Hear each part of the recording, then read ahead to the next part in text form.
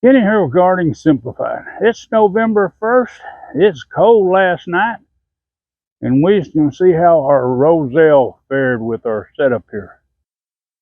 We moved our sprinkler system from our one garden, put our extensions on to get enough height, and we run this overnight, and we're going to see how it fared. It got good and cold. You can see the frost on some of these leaves that got piled up here. We run that water all night, keep that frost off our roselle, and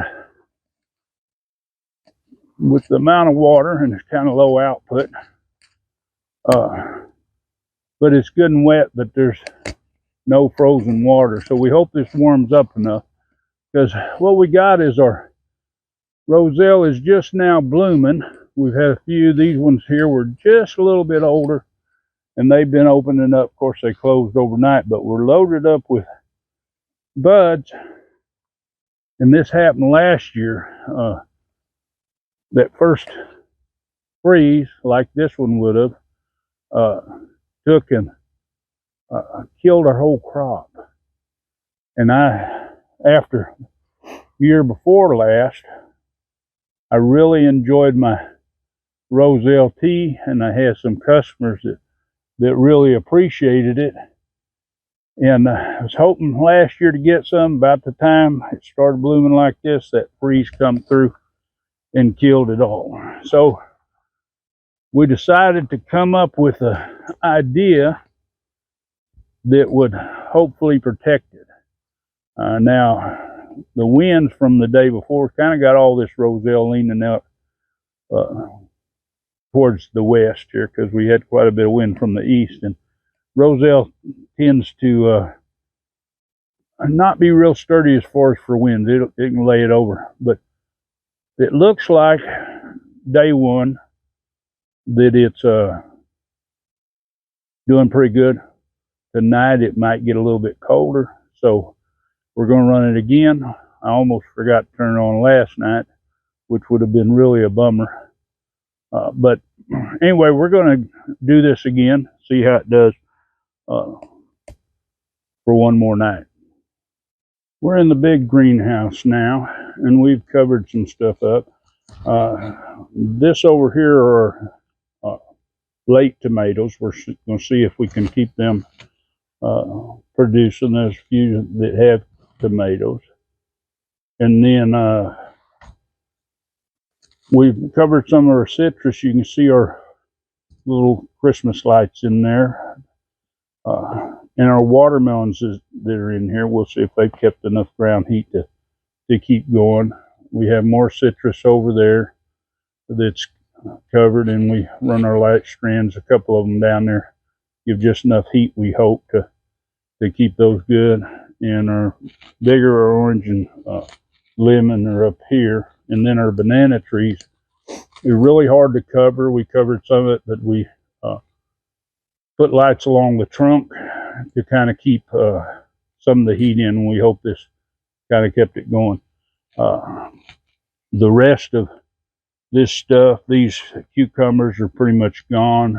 We're going to start another batch, see if we can get some through the winter. But right now, we're just kind of setting to where we'll be without for a while. Well, I say we harvested those ones, but a lot of this stuff, it's not going to be bothered by it. We had taken we've got a few figs down in that area down there, and our banana pup that we took off is in there too. And some of our frost tender herbs that we started, our lemongrass and lemon balm, that stuff. So it's looking pretty good in here. The small greenhouse, I just checked it. It said 29.7. This sensor in here, this thermometer had went out. I got another one coming. So I don't really know how cold it did get in here. I might swap the one from the other greenhouse, bring it over here, because the little greenhouse, we're not really concerned. Now, we did have a few plants down here, but these are all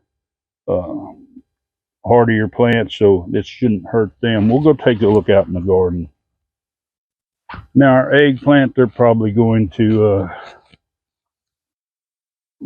get hit pretty hard. It looks like frost on the leaves. Now there are a bunch of eggplants. We didn't harvest any of these because we're not really eggplant fans. We grow them for the market, but we don't really eat them. Now in the little greenhouse, we've covered everything in there too. You can kind of see the covers. We didn't cover the celery. It's pretty cool tolerant. But we did cover our late potatoes. They seem to do good, or still doing good. And we weren't going to cover a lot out here in the garden. We did cover our green beans. Now, in the past, I know that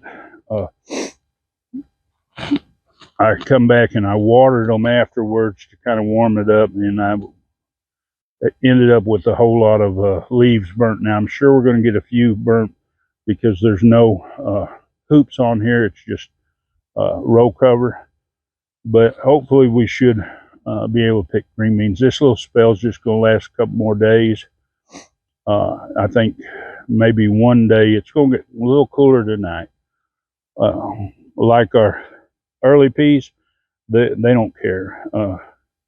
And the way our climate is normally here, we'll get this cold spell, usually kills a bunch of stuff. Like these tomatoes, they'll probably be showing up a lot tomorrow when I do the follow-up to this video, because one night and with the temperature, it's going to be pretty rough. But a lot of it, these brassicas, these should come through fine. I did learn my lesson last year about putting water on them to try to warm them up a little bit, and all the ones that I watered, if you'll remember, had a time. Now some of this broccoli is wilted down a little bit. Now I hadn't watered this in a couple of days prior to this, and one reason is your freeze is going to affect it less if you allow the plant to start losing a little bit of the moisture out of its leaves. You get too much moisture, then it's got something to expand the cells, and you'll end up losing more. The onion should have fared fine. Of course, some of the bigger ones, they might burn a little bit on the tips, but that won't be bad. Now, while we're here, we'll look at these carrots. You can see this batch here is really coming in good. This other variety is coming in real sparse, but there are a few in there, and if it doesn't do real good, we're not going to worry, because we're going to have a lot of beds open pretty soon, because a lot of this, like these peppers, are going to have to be taken out, or squash will end up having to be taken out. You can see the frost in the middle of these beds, so it got cold enough on the ground to do a lot to them. We come down here to the bird bath if you want to know how cold it is.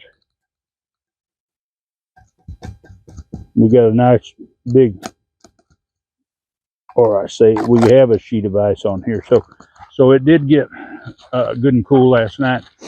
We're going to come down here. Our okra, most likely, I think it's going to be toast. We'll see how it does. And these cucumbers probably. And our watermelons, for sure, they're going to be gone. They'll be gone from this freeze, start wilting down. Tonight, it's going to be a little harder on it. What we'll do is we'll go ahead and cover our pineapples for tonight, because it's going to be a little bit cooler. We'll give them some protection.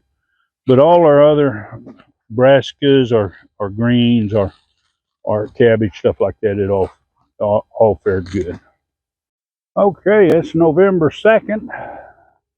Another cool night down in the lower 30s, and our water has done a good job of keeping these alive this year.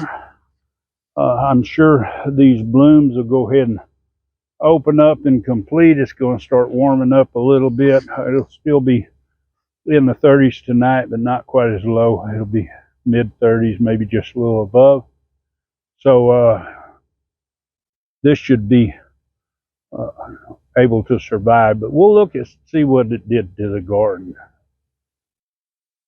Okay, back out here to the garden. You see this Chinese cabbage here. This Sui Choy is standing up good. It was yesterday is a little cooler, so it laid on over. Now we can see the results from the cold yesterday. These green beans are kind of wilting on down. I'm sure after tonight, cool spell, they might even be worse.